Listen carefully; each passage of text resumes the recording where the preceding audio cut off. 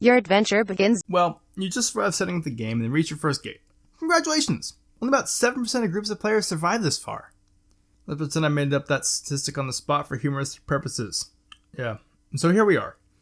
You're sitting on a small planetoid in the middle of unknown space. It is filled with monsters, consorts, dungeons, and scripted adventures. There's a promised land in the sky. What will you do? I'll tell you what. Put those adventures on hold for 5 minutes. Go read the next session. It will cover the most important things to watch out for. 05A. Serious business and worst cases scenarios. Question. I just came in contact with a prophecy. Can I make it not happen? Critical threat. You cannot completely deny a prophecy. This will kill you and all your friends. This is a phenomenon officially called a splinter, but it is more commonly known as a doom timeline. Doom timelines happen when time travel is contradicted. The first important thing that you should remember is that prophecies in Sburb are equal to time travel. They're a glimpse of the future. What this show must happen. This doesn't mean that you have no free will and should start acting gloomy with fatalism. You actually do have free will. It is only limited. What it means is that you cannot directly subvert a prophecy. Most of the time, you shouldn't try. If a prophecy looks benign, like nobody dies in it, then you should just shrug and stop caring about it. Prophecies of a more dangerous nature need to be handled with care. They can and will cause splintering if you don't know how to manage them. Players belonging to the aspect of doom, life, mind, fate, stars, and hope are better suited to deal with this business. For more information on managing prophecies, consult Special Chapter 47 on Imperative and Priorities. Question. I heard there's time travel involved in this game. If I mess anything up in my session, I could just fix it later with time travel, right? I got some bad news for you, buddy. In case that wasn't clear already, time travel isn't all that great. When something has happened, then it has happened for good. If time travel was involved, then it would have already been factored. Misusing time travel will just throw you in a doomed timeline to rot. If you are not the player of time, then you should just forget about time travel altogether. Question. My friend is dying! Critical threat. Kiss the player immediately. Just do it. Question. It didn't work! My teammate is dead! The game must go on. Remember, kids and fun. Now, kissing will not restore a player to life if you are too late to perform it, if the player does not have a dream self anymore, or if you have lost your royalty status from your dream moon.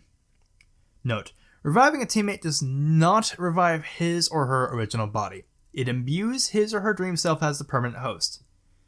You may actually have saved your friend if you have not crossed the aforementioned caveats. You just have no way to tell yet. Question. My friend can fly!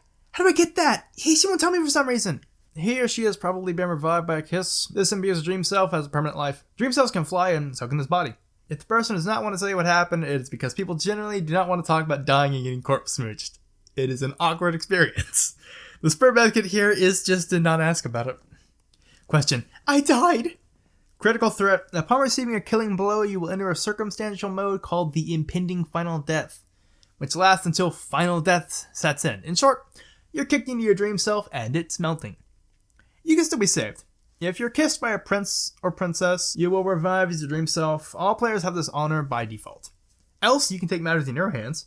If you can reach your own body before your dream self melts, you can auto-revive, making your dream self your permanent life, without the interim of a player kiss. You just need to touch it. The window of time you have between dying and dying for real depends on your death. To be more exact, it depends on how badly your body was damaged by death. A clean death by suffocation or sickness leaves you nearly an hour. Death by bleeding out will give you 30 to 40 minutes. A very violent death will leave you with 10 minutes. Top. Decapitation will cause an instantaneous final death. Further damage to the body post-death will worsen the final death countdown. Also, your shit is going to hurt. Find your body if you can. Your decaying dream self cannot use any abilities and cannot use gates. It will also lose the ability to fly a few minutes before your final death, but you can still make it. Note. Alternatively, you may be able to drag your melting dream self to your crypt slab and ascend. See Chapter 43 for more information on ascending. Question. The game is unwinnable! Critical threat. It is still possible to make something out of the carcass of your burning session. First of all, there's a special feature to save a damaged game.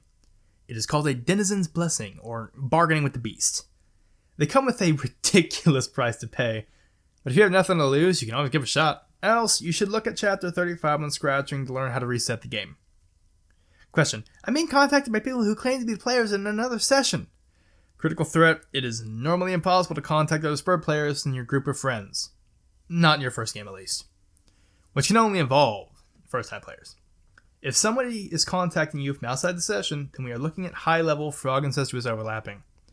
This is generally caused by a game virus that spawns across sessions. A demon, to be more exact.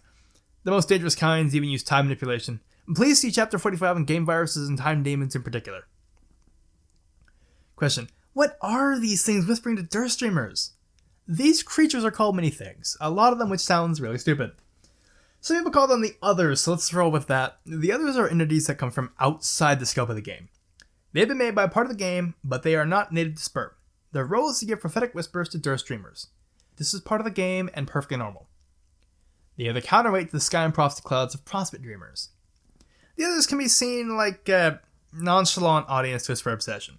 They are much like cows, lazing on the other side of a fence and watching a train go by with just a bored moo to say on the matter. However, the status quo of the fence must be respected. You must avoid all contact with the Others. Contact with the Others can result in something called corruption. This is like a patch of garbled code that latches onto a player and then infects everything that the player comes in contact with, destroying game abstractions left and right. This is not a good thing. At an advanced stage of corruption, players are starkly mad and somewhat dangerous. For more information on how to deal with corrupted players, see Chapter 24 on player corruption. But generally, the cure is a good hug. Question. How can I avoid corruption? Critical threat. Avoid player contact with the Others. Do not try to fly outside of your session. Even the boundaries aren't safe. The Others have a particular appetite for dream selves. If a dream self flies near the border of the Anciposphere just to take a look at them, the Others will dip their tentacles inside the session to grab it. Also, they're just a bunch of uglies. You don't want to look at them. Lastly, using Sburb abilities on the Others counts as indirect contact. Among long-range abilities, the two major culprits to indirect contact which can cause corruption are Far Scrying by the Seer player and Come to Me by the player of life. Importantly, the Others are not the only source of corruption in Sburb. There is another kind of entity which is not native to Sburb and which have been incorporated into the game structure for whatever reason. They're called angels, for lack of a better term. They're naturally found in the underworld of a player land. Angel corruption is a lesser threat, but it is still possible nonetheless. Like with the Others, do not come in direct contact or indirect contact with them. Sometimes Others and angels may appear on a player land as a result of Spurb's random land generator. This is a horrible situation. I mean, at least they're no neutral and just float around without any opinion. Just don't mess with them. Question. I think that something is impersonating one of my friends. He should looks like candy. Critical threat. If this is something that is happening right now, take a slow breath, open your eyes wide, and read the next sentences very carefully. Is this player with you right now? Can it see you reading this guide? The first thing you need to do is to not let it see what you are reading. If it asks what you are doing, lie. If you are panicking right now and suck at lying, tell it that you are brushing up on your imperatives and priorities. The next thing you need to do is to stop being alone with the player. Keep pretending that you don't suspect anything and call your friends for backup discreetly and fast. Make sure that the thing stays in your field of vision as much as possible. Finally, please consult Special Chapter 59, the Saccharine Doppelganger. Have as many people nearby as possible to deal with this. There might be others like it. Be careful. 05B. Grist building in the dwelling spire. Offline 05C. Sburb Gates.